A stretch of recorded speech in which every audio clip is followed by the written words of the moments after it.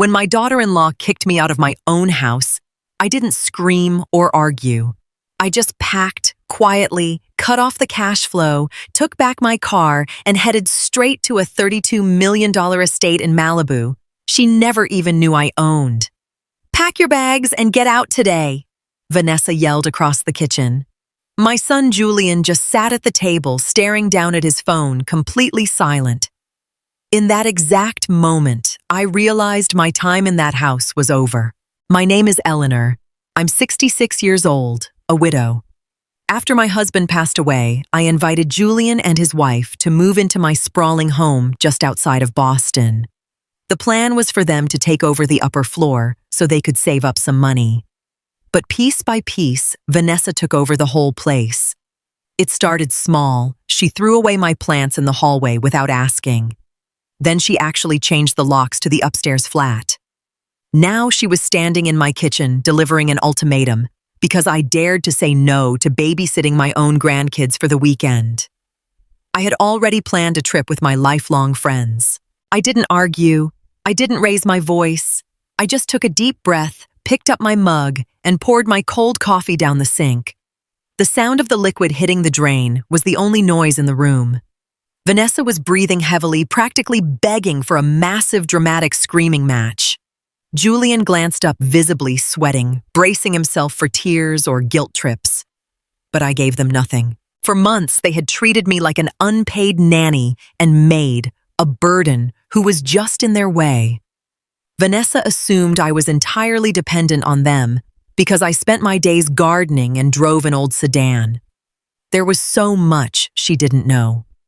She didn't know who actually paid off the mortgage on this house. And most importantly, she had no clue what my late husband had left me: a massive stock portfolio and a piece of real estate they couldn't even fathom in their wildest dreams. A sprawling estate in Malibu, California that brought in a fortune every month and was currently valued at $32 million. I walked down the hall to my bedroom without a word and shut the door. My heart was beating at a perfectly calm, steady pace. It was time for a change, and I wasn't going to wait until tomorrow. I opened my laptop. No tears, just cold, hard facts. Looking at my bank account immediately grounded me. The dividends had hit right on schedule. The Malibu property, which I'd bought years ago as an investment and kept strictly as an exclusive rental, had actually become vacant the previous week. The lease with a prominent tech billionaire had just run out. I had originally planned to relist it, but those plans were officially canceled. I booked a first-class flight to Los Angeles for the following evening. Next, I logged into the online portal for the joint household account I shared with Julian for bills. I had been transferring $2,000 into it every month. I changed that automatic transfer to zero. The next morning, the kitchen was dead silent. Vanessa and Julian had already left for work. Leaving her mark, Vanessa had left a note on the counter. "Grocery list for the weekend. Get the steaks from the high-end butcher, not the cheap supermarket stuff." I let out a cold laugh. I picked up the note, folded it neatly, and tossed it straight into the recycling bin. I packed 2 suitcases, just my clothes, my old photo albums, and my essential documents. The furniture and the expensive family heirlooms on the ground floor would stay here. For now. I called the local utility companies. The house was entirely in my name, and so were the accounts for electricity and gas. I switched the billing method from my private credit card to the now empty household checking account. It wasn't about revenge. It was about handing over the reality of their situation. As I walked out the front door, I set my house key on the entryway console. I pulled the heavy door shut behind me, hearing it click. The car Julian drove was legally mine, and I had the spare key in my purse.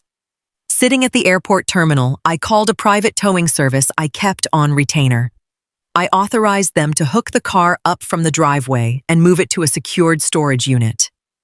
Julian was going to have to walk home tonight. The cross-country flight to the West Coast was long, but I didn't feel a single ounce of exhaustion. For the first time in years, a massive weight had been lifted off my chest. The flight attendant handed me a glass of champagne. I remembered something my mother used to tell me. A woman doesn't show her strength by being loud, Eleanor. She shows it by her absence. As the plane cut through the clouds, I pictured Julian's evening playing out. He'd get off work, look for the car, and find a completely empty driveway. He'd walk into the kitchen, find no groceries, and have to explain to Vanessa why his ride had vanished. I knew they'd try to call.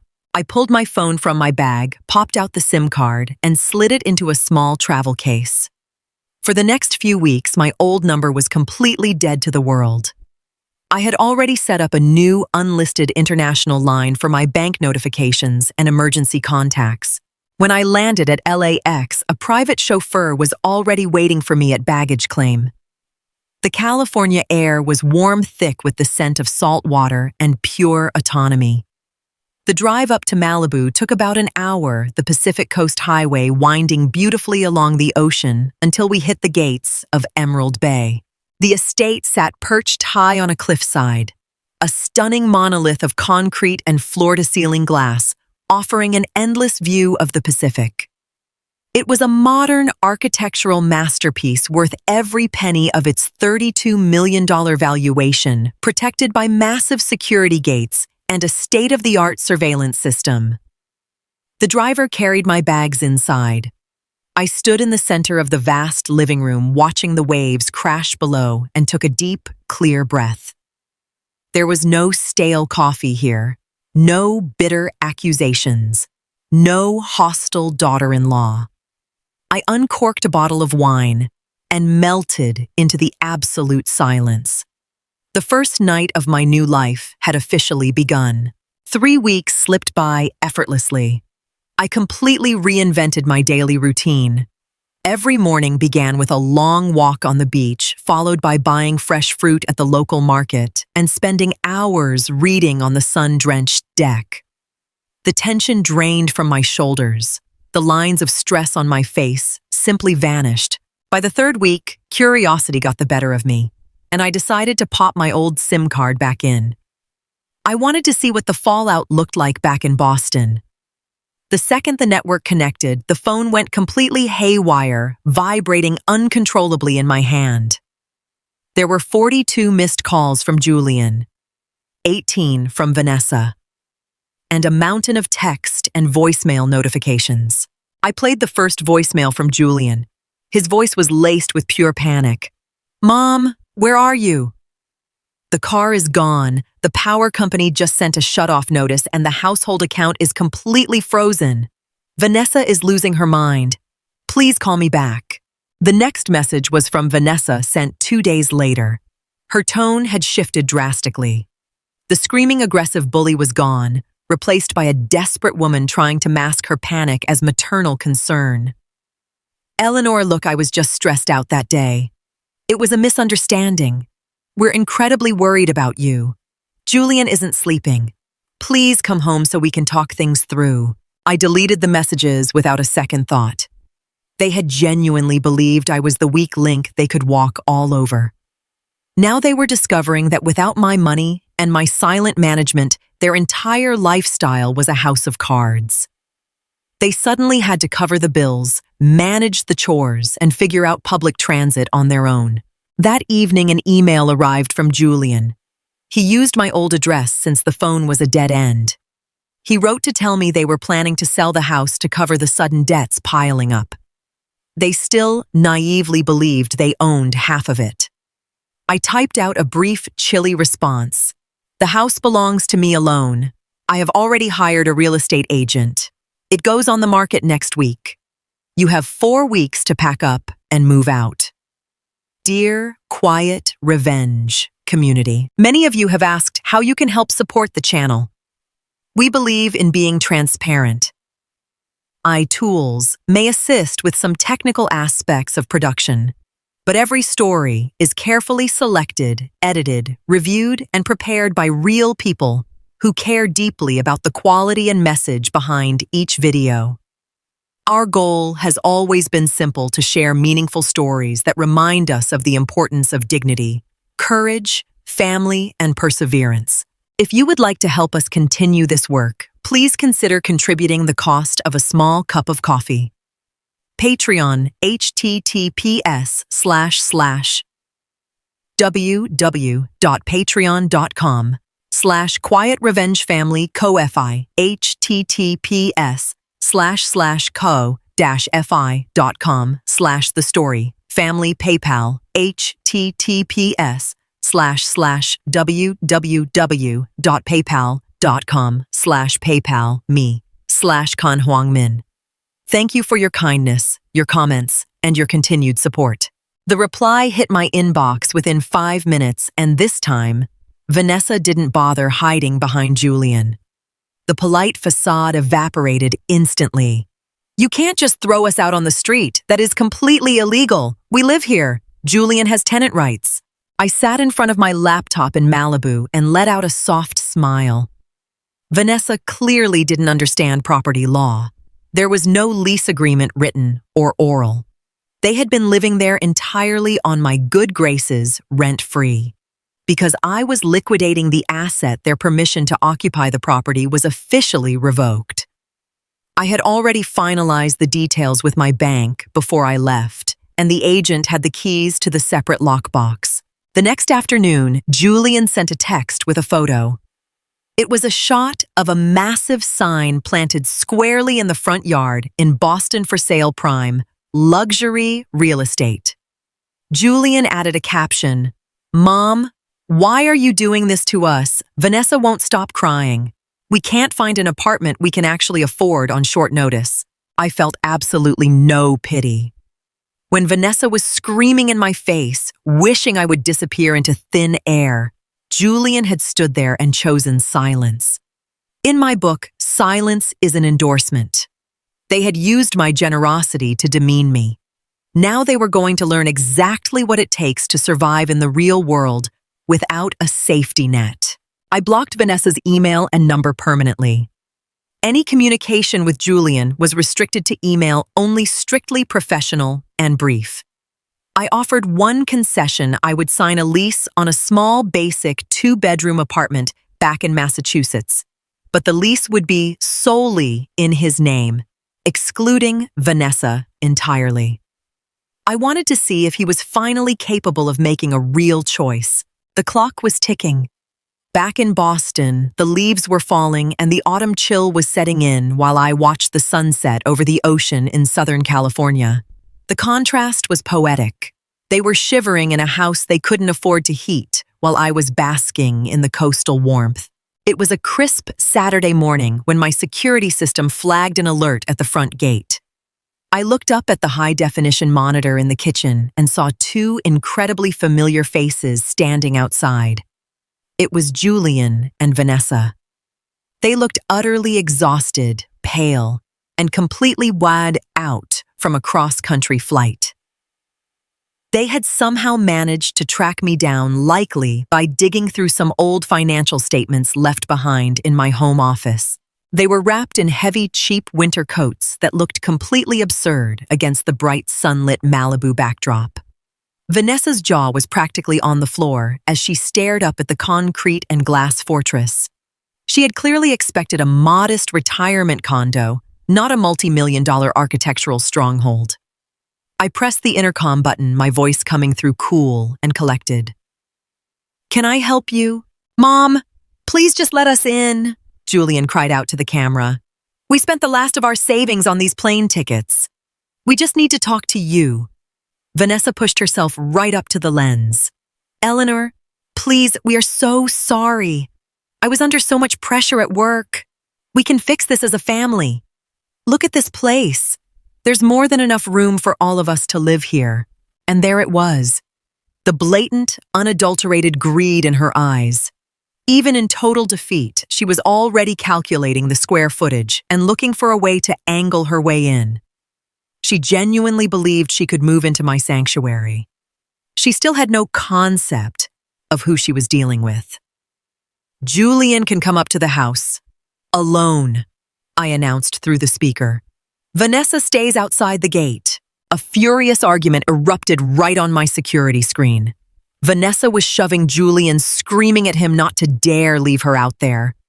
But Julian, physically drained and utterly broken, pushed the heavy gate open the moment I buzzed the lock. He walked through, leaving his wife hyperventilating on the sidewalk. For the first time in his marriage, he drew a line. Julian stood in my living room, looking incredibly small. He barely even dared to sit down on the pristine white leather sofa, looking down at his scuffed shoes.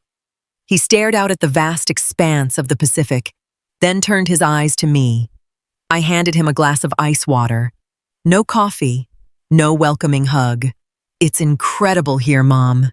He muttered, his voice barely a whisper. "Why didn't you ever tell me about this place?"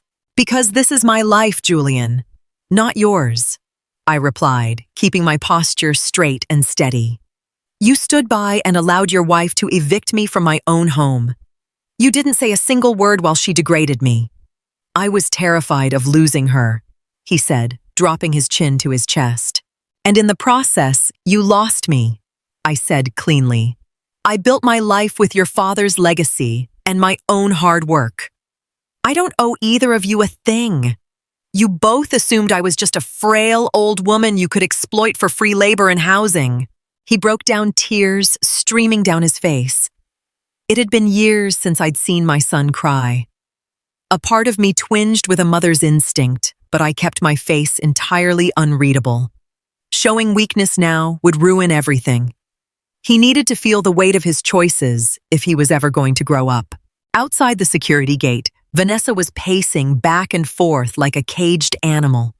She was aggressively stabbing at her phone screen, undoubtedly text-bombing his phone. Julian looked down as his screen lit up, paused, and then flipped the phone face down on the coffee table. A small, necessary step forward. "The closing paperwork on the Boston house is almost finalized," I informed him, keeping the tone strictly business. "The entire profit from the sale goes directly to my personal accounts. I'm not giving you a handout. However, I did find a small apartment on the outskirts of Boston. I've paid the rent a full year in advance. Vanessa's name is nowhere near the paperwork. If you move in solo. If she steps foot inside, the lease is terminated and you're both out." Julian just stared at me. The ball was entirely in his court, and he had to make the most defining choice of his adult life. Julian walked back down the long drive to deliver the reality of the situation to Vanessa. I watched the entire interaction play out in high definition from the monitors on my terrace. The moment the words left Julian's mouth, Vanessa absolutely lost it. She began wildly flailing her arms, slapping her hands against his chest, and screaming so loudly that her screeching echoed all the way up the cliffside. She was demanding that he storm the house, that he demand his inheritance, calling me a manipulative old viper. Julian just stood there. He didn't hit back, but he didn't back down either. He looked like a man who had suddenly been hit with a bucket of ice water after a decade-long sleep. He was looking at his wife with complete clarity, seeing the sheer ugliness of her entitlement, an ugliness he had spent years making excuses for. Without saying another word, Julian turned his back on her and started walking down the winding hill toward the coastal highway. He just left her standing there. Vanessa screamed his name at the top of her lungs, but when she realized he wasn't turning around, her legs gave out and she collapsed onto the pavement. She was sobbing out of pure rage, not heartbreak. She had lost everything in a single afternoon: the beautiful house in Boston, the financial backing, her sense of control, and the husband she had easily puppeted for years. She glared back up at my cliffside deck one last time. I stood firmly at the glass railing, looking down at her without an ounce of regret. I raised my wine glass toward the horizon and took a slow sip. It wasn't a feeling of malicious triumph. It was just the profound, clean feeling of relief. Vanessa eventually gathered her purse, pulled herself up, and began the long walk down the hill after Julian. They had no car, no hotel reservation, and almost no money left. They were going to have to find a bus stop. In that exact moment, the natural order of things was restored. A boundary had been drawn, built out of solid concrete and harsh reality. A week later, I flew back east. Not to stay, but to sign the final closing documents at the real estate office. The buyers were a lovely young couple with 2 toddlers. They were going to fill that house with genuine warmth and laughter, the kind of energy it deserved, not greed and resentment. Julian had already cleared out his things. He had accepted my terms. He was officially living in the small apartment outside the city. He had sent me a brief, sober email a few days prior. I moved in alone. Vanessa is staying on her mother's couch. I've contacted a divorce attorney. I didn't visit him at his new place. It was far too soon for a heartwarming reconciliation. He needed to walk this path entirely on his own 2 feet to find his backbone. But I did call him from the airport lounge once the sale was officially recorded. The funds have cleared into my account. I told him over the phone line. I've set up a structured trust fund for my grandkids. The money is legally locked down exclusively for their college education. Neither you nor Vanessa can touch a single dime of it. It transfers to them when they turn 18. Thank you, Mom. His voice cracked thick with emotion. And I'm so sorry for everything. I know you are Julian, I replied gently but firmly. Make sure you actually learn from this. Before my flight, I had taken one last walk through my old home while it was completely empty. There was no furniture left, no lingering ghosts of the past. When I locked the front door and handed the keys to the agent, I didn't feel a single pang of sadness. A house is just wood and stone. My real strength was something I carried inside myself. I walked straight to my gate. My ticket back to Los Angeles was already scanned. My life was out there now, where the sun warmed the coast and the endless horizon reminded me just how trivial human dramatics really are. Back home in Malibu, the evening air was perfectly still and the distant lights of the coast danced across the dark surface of the ocean. I sat out on my terrace, wrapped in a plush, warm blanket, sipping a hot cup of chamomile tea. My phone was beautifully, blissfully quiet. No frantic calls, no threatening emails, no lingering anxiety. The sale of the Boston property had injected an incredible amount of liquidity into my finances, not that I even needed it. But there was a deep satisfaction in knowing all my loose ends were tied up cleanly. Every couple of weeks, Julian would email me photos of the kids. He had them every other weekend now. In the pictures, he looked tired, but there was a newfound peace in his eyes. He was finally carrying the weight of his own life, and it was making him stronger. Vanessa's name never came up anymore. She had learned the hard way that some boundaries cannot be crossed without consequences. I hadn't destroyed my family. I had simply pruned it. I cut away the toxic elements to save the healthy core from rotting. Sometimes you have to be completely uncompromising just to keep from losing your own soul. I looked out over the vast, dark water. At 66, I still had so many chapters left to write. And every single one of those years would be lived entirely on my own terms. No one was ever going to tell me what to do in my own space again.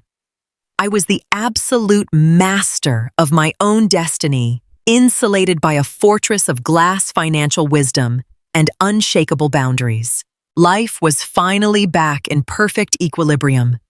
I closed my eyes, letting the rhythmic, powerful roar of the Pacific waves wash over me. I was finally exactly where I belonged.